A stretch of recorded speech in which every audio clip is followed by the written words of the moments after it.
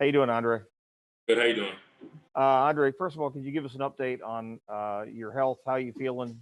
How you coming back from the injury last season, and do you feel like you'll be able to kind of hit the ground running when you get here?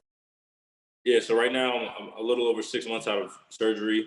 Right now I'm working on doing field work, my normal positional workouts. So I'm on the field and moving around, and I feel pretty good.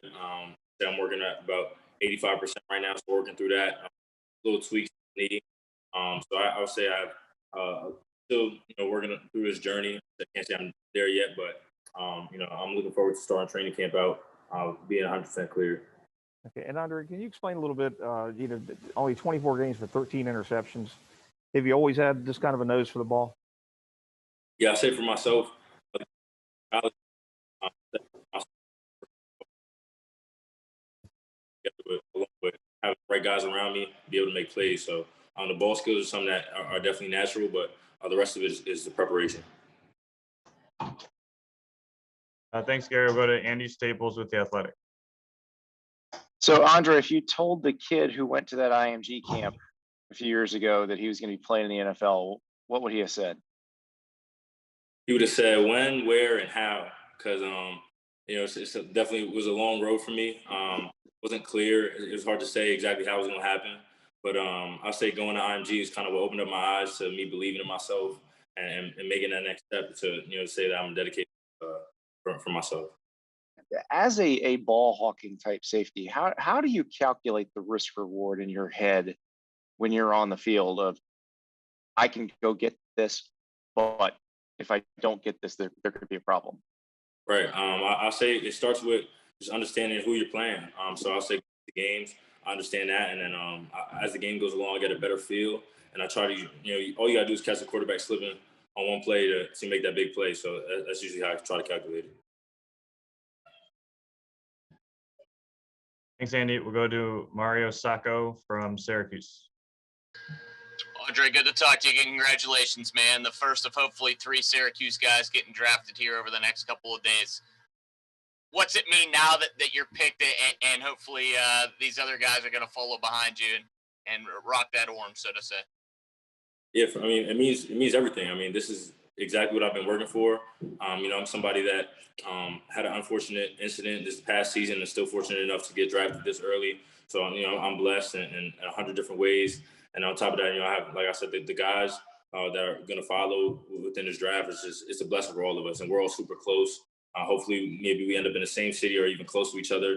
And that'd be awesome for us because, we both have, all three of us have a lot planned for the future. We'll go to Gene Fournette. Hey, Andre, congratulations. Thank you. Do you suspect that with training camp now basically three months away, that you could be ready in time for that, or might it be a little bit after that before you can, basically be 100% ready to go? Yeah, I would assume that I'll be ready for training camp unless I had a setback between now and then. But we haven't had any setbacks thus far, and I'm moving really well on my timeline. So I'm really happy where I'm at, and I think training camp is a good time to say that I'll be ready for it. Thank you. Thanks, Gene. We'll go to Cassidy Hill. Hey, Andre, congratulations. Thank you. Having to sit out for most of last season, is there anything that you learned maybe about the game, about what you can do to approach it a different way that you didn't know before, just watching from the sidelines? Yeah, honestly, I think dealing with the injury I dealt with, I think the biggest thing is just understanding that the game can be taken away from you, and it's not something that you take into consideration as you approach the game each day. But when it happens, it's a little different. So from then till now, I think the biggest change for me is just every time I step to the field, just be grateful that I have the opportunity. And then it was sort of known that safety was a need for the Jaguars. Did you have an idea that this was going to happen, or was that phone call a surprise?